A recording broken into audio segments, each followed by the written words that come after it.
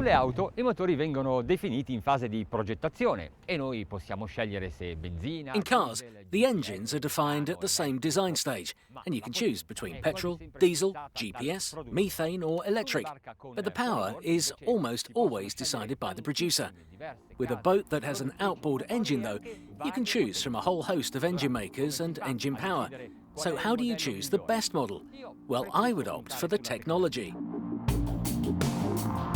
And with this engine, once again, Suzuki have kept their philosophy of generating torque and power with big cubature and the most simple and trustworthy way. This is the largest cylindered 175 horsepower engine on the market, the 2,867 cubic centimetres.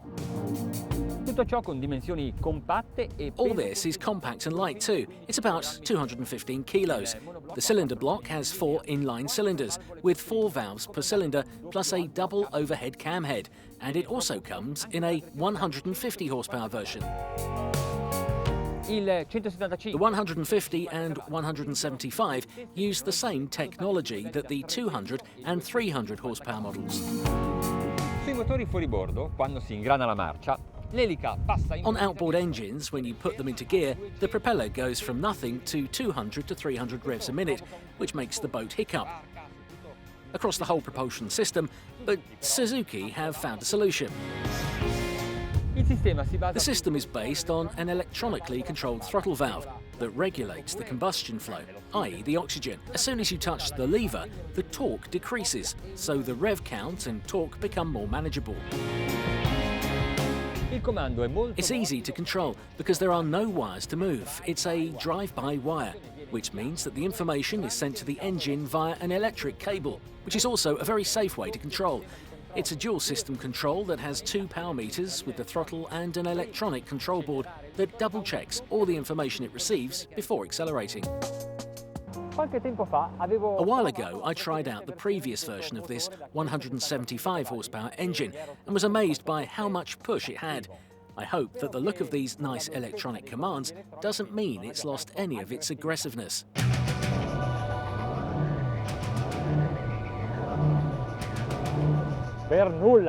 Not at all. I can almost do a wheelie.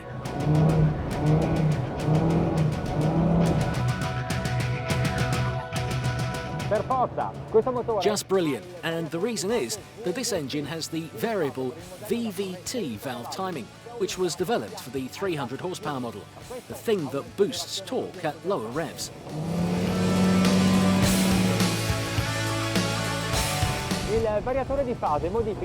The phase shifter changes the opening times of the intake valves to allow the combustion chambers to fill up efficiently,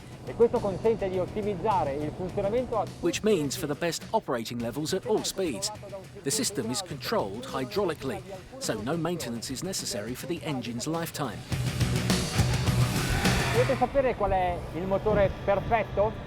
Want to know what the perfect engine is? Which one has the muscle but consumes little? It's true that it's difficult to find both these characteristics in either petrol or diesel engines, but Suzuki have managed it.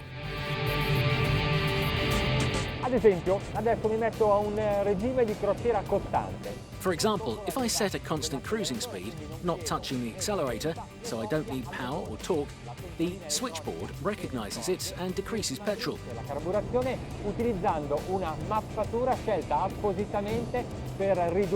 Using the mapping that was created exactly for that reason. The speed hasn't changed, but consumption has decreased. Suzuki calls this system lean burn. The system works thanks to the sequential multi-point injection. The switchboard regulates the full range of data received from lots of sensors, which inject each one of the 4 cylinders with just the right amount of fuel. And now for some data. At 3,900 revs per minute, consumption is 20 litres an hour. The speed is 20 knots, easy, a mile a litre.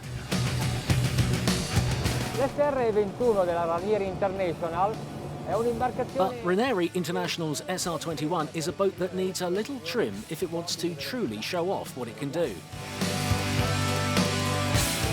At 4,800 revs a minute, cruising speed, we are up to 28 knots and we are using 28 litres an hour. So we are still at a mile per litre.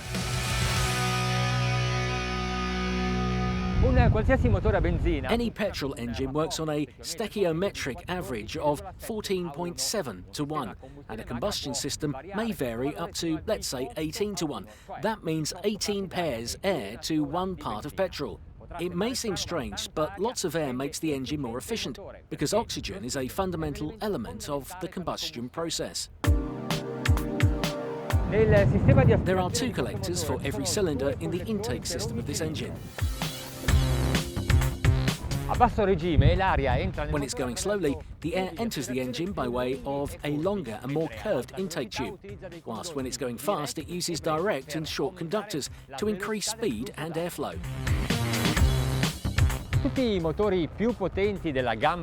All the most powerful engines in the Suzuki series have a transmission shaft offset in respect to the engine shaft.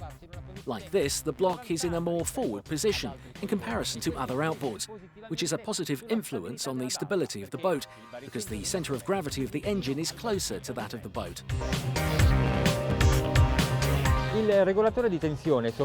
The voltage regulator can oversee charging of 2 separate batteries. For example, one could be the starter and one for the water cooling, for example. I fusibili sono collocati all'interno di un'unica scatola in una The posizione. fuses are all in one easily reachable box. 2 raccordi permettono di sciacquare velocemente e 2 connectors allow quick and fast rinsing after the engine has been used. The system reduces the accumulation of salt and sand, but can only be used when the engine is off. Una grande presa d'aria A consiste larger air intake allows maximum inlet flow in order to increase the power and torque values when going slowly. Insomma, Suzuki ha scelto di continuare. So Suzuki has chosen to continue to invest in the construction of ever better engines. But before we close the test, one more thing to try: how fast it goes.